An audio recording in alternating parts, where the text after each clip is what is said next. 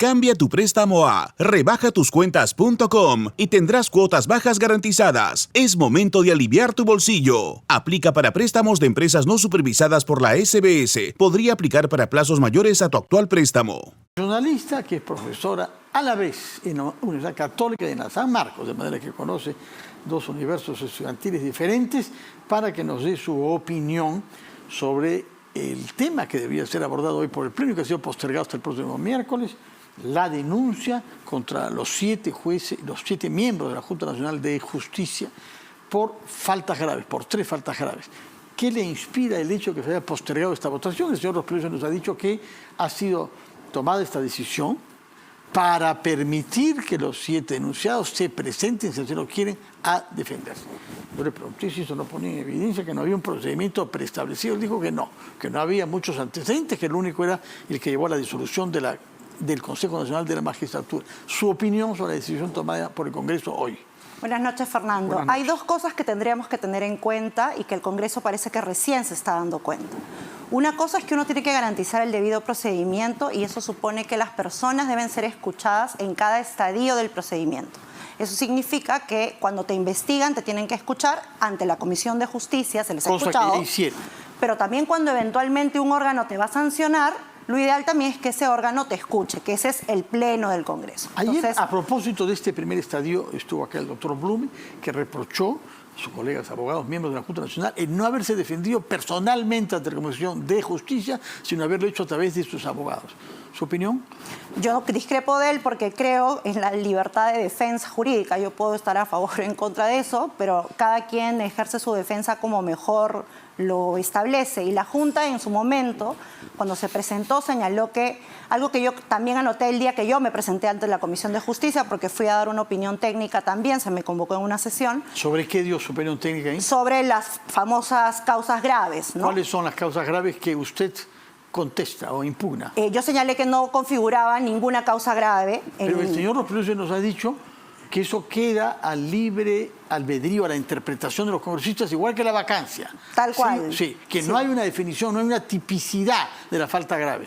En eso coincidimos, o sea, coincidimos en que la causa grave es una causa amplia. En lo que no coincidimos es que yo puedo decir que causa grave es cualquier cosa. Es decir, lo que los 87 votos quieran que sea causa grave, es causa grave. Porque causa grave, así como falta, tiene que ser algo altamente reprochable. Hay estándares del derecho internacional y los antecedentes de los CNM audios y del consejero que sacaron en el 2010 nos dicen que tienen que ser conductas altamente reprochables.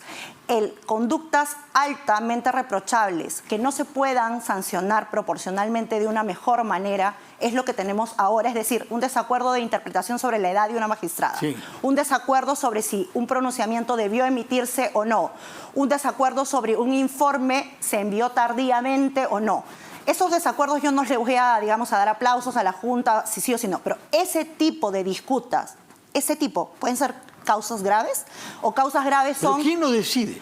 Lo decide el Congreso, pero nunca en el derecho, Fernando, para quienes nos siguen, en el derecho vale solamente lo que la voluntad o la decisión. Constitucionalistas decir que hay conceptos indeterminados. Por supuesto, hay conceptos indeterminados. Como la incapacidad moral, por ejemplo, por permanente. Sobre todo, yo nunca he entendido quién puede decir que es permanente algo. Pero en fin, Dios Padre, yo creía, era el único, pero en fin, ahora no. Los congresistas pueden decidir que usted adolece de incapacidad moral permanente. Y dicen que es un concepto indeterminado. Y de la misma manera acá. Estamos de acuerdo en que es un concepto indeterminado. ¿Dónde está la diferencia, Fernando? A la derecha, algunos creen que para determinar solo se necesita voluntad y votos. A la izquierda, otras personas pensamos que es votos más razonabilidad, más racionalidad, más proporcionalidad, más razón.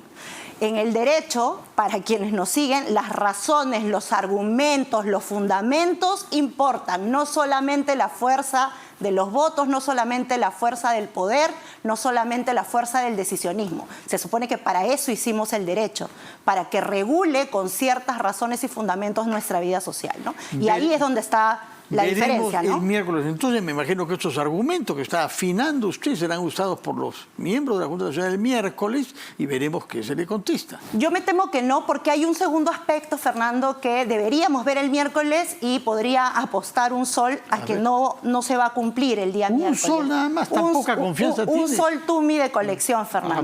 Bueno, ya un cambio. Que ya son... ¿Y qué es lo que quiere apostar? Que el Congreso no va a excluir de la votación a quienes han votado en la Comisión de Justicia. Me explico. Un principio del derecho es que quien te investiga no puede votar tu sanción. Es la misma razón por la que la fiscal o el fiscal que acusa no puede decidir sobre tu culpa. Cualquier persona que nos esté viendo tiene la idea de que si alguien te investiga está convencida de tu culpabilidad. Pero este argumento, repito, pone en evidencia que hay un procedimiento que no está preestablecido. Exactamente. Estamos andando a ciegas en este Pero procedimiento. este es un principio general del derecho. Quien te investiga nunca te sanciona. Es una cosa que cualquier abogada o abogado debería tener claro. ¿Qué se hizo cuando se destituyó a los miembros del Consejo Nacional de la Magistratura? En ese caso hubieron 118 votos y votaron todos, pero lo bueno es votaron todos, por eso es que creo que ahora lo van a volver a hacer, pero en ese caso, aún excluyendo los votos de la Comisión de Justicia, pasaban los 87 votos. Pero está haciendo un cálculo, no solamente es una jurista usted, es una persona que está calculando políticamente es que ya para evitar que se llegue a los 87. He hecho todos los análisis porque también una regla, Fernando, importante en el derecho es aplicar la regla a los casos previos. Por eso es que yo no soy de las abogadas que dicen que ahora hay que tener una tipicidad estricta. ¿Sabe por qué, Fernando? Porque a los CNM Audios no se los pedimos. Es decir, a los ex consejeros del CNM no les pedimos una tipicidad. Bueno, había corrupción, había... teníamos una conducta altamente reprochable. Sí, pero saltaba a los ojos que se estaban pactando condenas de violadores de niños. Ese es mi punto, Fernando. Para cuando tenemos una conducta altamente reprochable, todas las personas tenemos claro cuándo es causa grave. Entonces, por ejemplo, yo no comparto la defensa de la Junta Nacional de Justicia que si dice que si no estén A, B, C, D, E, F, no se les puede aplicar. Yo ese punto de vista no lo comparto. Pero lo que sí comparto es que lo que es causa grave tiene que ser algo razonablemente causa grave. ¿Pero cómo se define, señora abogada? Se pone usted un poquito filosófica. No, se define. Todos sabemos... No. Está muy sesgado ideológicamente. Nos considera que es gravísimo haberse demorado en presentar el informe. Es gravísimo haber recurrido a servir para definir el tema de la edad de la señora Tello. Hay siempre un margen de amplitud, pero las razones importan en el derecho, Fernando. Es decir, yo creo que la intuición de la ciudadanía que te sigue y te ve puede ver la diferencia en los supuestos. Enorme interés, ¿no? El miércoles esta sesión del Pleno, puesto que habrá la defensa de los 7 miembros. Quiero aprovechar su presencia para hablar de otro tema que tiene que ver con el derecho de la familia. Usted se ocupa de sucesiones, no es lo que está viendo mismo, pero se ocupa de temas civiles. Se ha prohibido el matrimonio infantil. Habían argumentos a favor y contra, y especialmente hay un congresista, Balcázar, que era el gran defensor de que las niñas de 14 años puedan casarse, porque decía él, la iniciación precoz a la vida sexual es buena para el desarrollo de la persona. Y por otra parte dicen que la mayor parte de los matrimonios con niñas son hechos para disimular que ha habido violación. Explíquenos su punto de vista de jurista. Para que todas las personas que nos siguen lo tengan claro, hace más de 20 años, Fernando, se le ha recomendado al Perú que las personas nos deberíamos casar mayores de edad. ¿Quién nos ha recomendado eso? Las Naciones Unidas, que parece que a algunas personas les gustan para unos temas sí y para unos temas no. Hay algunos que no la quieren para nada. Exactamente, pero los organismos de las Naciones Unidas llevan 20 años recomendándole al Perú que así como la mayoría de edad marca un tránsito para tomar decisiones graves en la vida, esa decisión importante en la vida de compartir tu vida con alguien solamente la debería tomar una persona adulta. Eso es Salvo excepción, porque han habido siempre derogaciones. Lo que ha estado siempre permitido era que desde los 16 años te casaras. Eso ha estado permitido desde hace muchos años. Antes era mujeres diferente que hombres y ya desde hace muchos años 16 iguales. Pero o sea, claro, ¿todos maduramos al mismo tiempo? ¿Hombres y mujeres? A los 16 años se suponía que te podías casar con autorización de tus padres o autorización judicial. Y claro, esos 2 años siempre han estado en cuestión, ¿no? Entre 16 y 18. Entre 16 y 18. El debate era desde los 14. Lo que sucede, Fernando, y quisiera enfatizar dónde está el problema, que creo que este proyecto no resuelve, es que si uno mira la data del RENIEC, nosotros tenemos matrimonios de chicas de 12, 13, 14 años inscritos en los registros civiles del país, en el RENIEC. Es decir, algún registrador, alguna registradora ha inscrito ese matrimonio y peor aún, alguna municipalidad lo ha celebrado.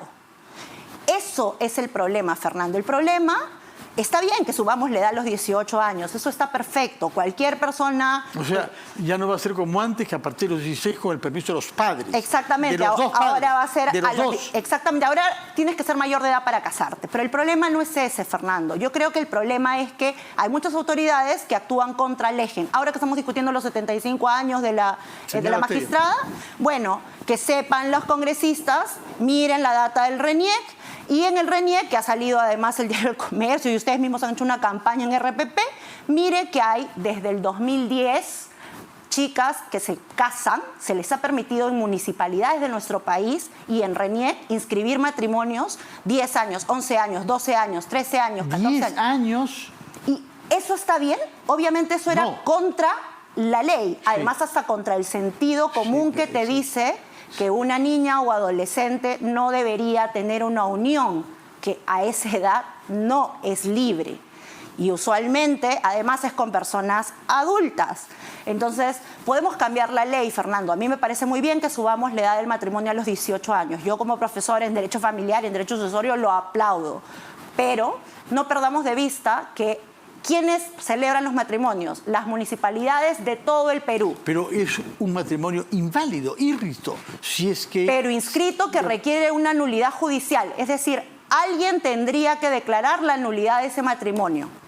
Así es. Por eso es que necesitamos algo más que la ley, que está bien, yo no digo que la ley esté mal, pero hay algo más que tenemos que hacer con las funcionarias y los funcionarios de las municipalidades de nuestro país. ¿Qué cosas tenemos que hacer? Capacitarlos en que un adolescente tiene capacidades progresivas, pero casarse no es una de esas. Hacer un proyecto de vida con alguien no es algo que un adolescente debiera tener. ¿Por qué antes era posible casarse con permiso de los padres de los 16 y se ha subido a los 18?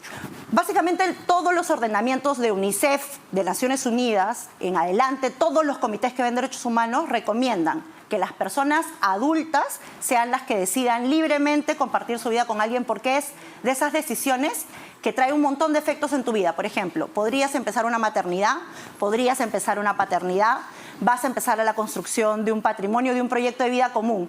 Ese tipo de decisiones lo puede hacer una persona adolescente, probablemente nuestras madres, abuelas, bisabuelas, hace 40, 50, 60, 100 años sí lo hacían.